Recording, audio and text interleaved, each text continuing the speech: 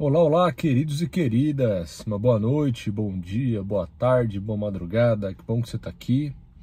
No momento informal, nada de megas produções, não.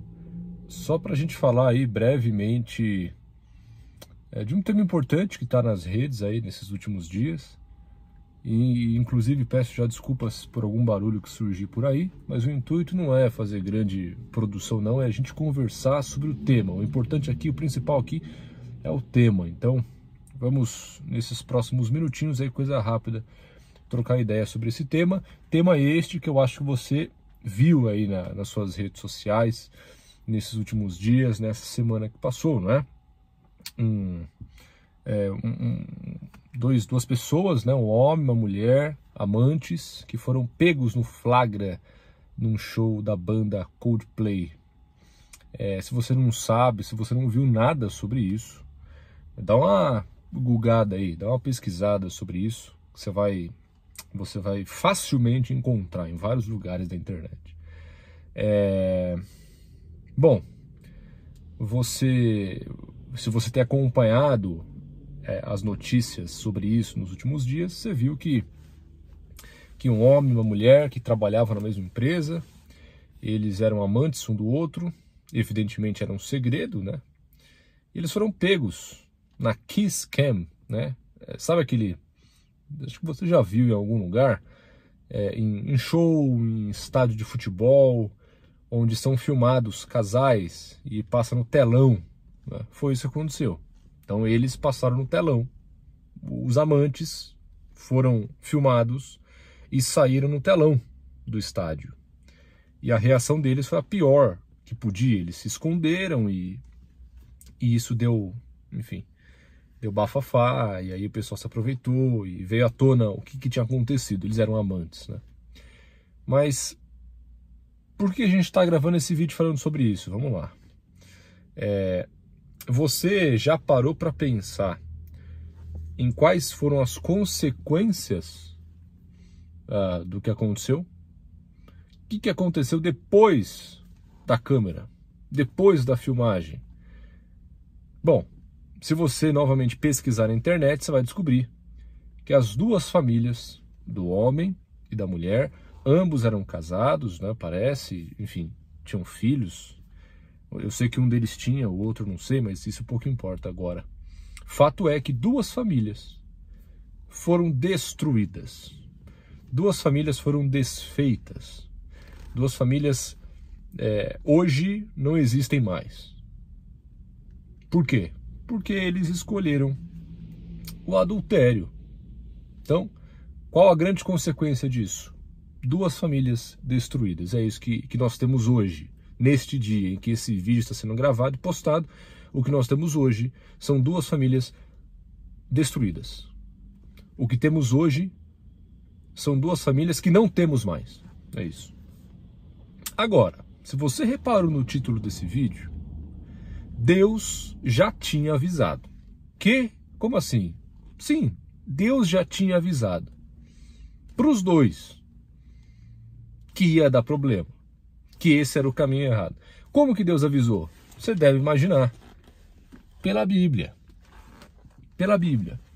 Dá uma olhada no que está escrito lá em Provérbios 6, do verso 27 até o 29. Presta atenção, hein? Olha lá. Tomará alguém fogo no seio sem que as suas vestes se incendiem? Ou andará alguém sobre brasas sem que se queimem os seus pés? Assim será com o que se chegar à mulher do seu próximo. Não ficará sem castigo todo aquele que a tocar. Deus já tinha avisado que adultério dá problema, que adultério não vale a pena. Deus já havia dito isso muito antes desse texto. Você deve se lembrar dos 10 mandamentos, não é? Um dos mandamentos é: não adulterarás. Sim, não adulterarás. Então Deus sempre falou contra o adultério. Deus sempre alertou contra o adultério. É aquele velho ditado, né? Aquela velha máxima, aquela ideia: quem brinca com fogo se queima. É isso que o texto está dizendo, que a gente acabou de ler em Provérbios 6. Deus sempre disse, fuja do adultério, porque é só problema. E de fato é. Uma hora ou outra o negócio explode.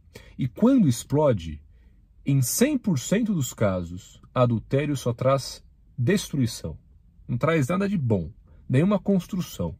É só destruição, é só ladeira abaixo. E Deus já tinha avisado isso. Agora, você já parou para perguntar, para se questionar, aonde começa o adultério? A Bíblia nos dá uma pista. Ainda em Provérbios, agora em Provérbios 7. Se você está com a sua Bíblia, vira uma página. Provérbios 7, do verso 21 ao 23, nós lemos o seguinte: seduziu-o com as suas muitas palavras, com as lisonjas dos seus lábios o arrastou, e ele num instante a segue, como o boi que vai ao matadouro, como o servo que corre para a rede, até que a flecha lhe atravesse o coração, como a ave que se apressa para o laço, sem saber que isto lhe custará a vida. O texto está falando de adultério. Dá uma olhada aí, ó. Eu vou ler para você o verso 19, para você entender o contexto do que a gente leu. Porque o meu marido não está em casa, saiu de viagem para longe. Esse é o contexto, adultério. Né? Então, onde começa o adultério? Bom, a pista que temos com esse texto é: o adultério começa nas conversinhas. O adultério, trazendo para a nossa realidade hoje, o adultério começa nas brincadeirinhas. O adultério começa nos olhares. O adultério começa no flerte. O adultério começa nas piadinhas. O adultério começa na imaginação. O adultério começa nas conversas indevidas. É aí que começa o adultério. Veja, todo adultério, ou melhor, nenhum adultério começa na cama. Essa é a realidade. O adultério começa de modo, entre aspas, indefeso. E ele vai crescendo, vai crescendo, vai crescendo, vai crescendo. E aí é destruição na certa, como já falamos.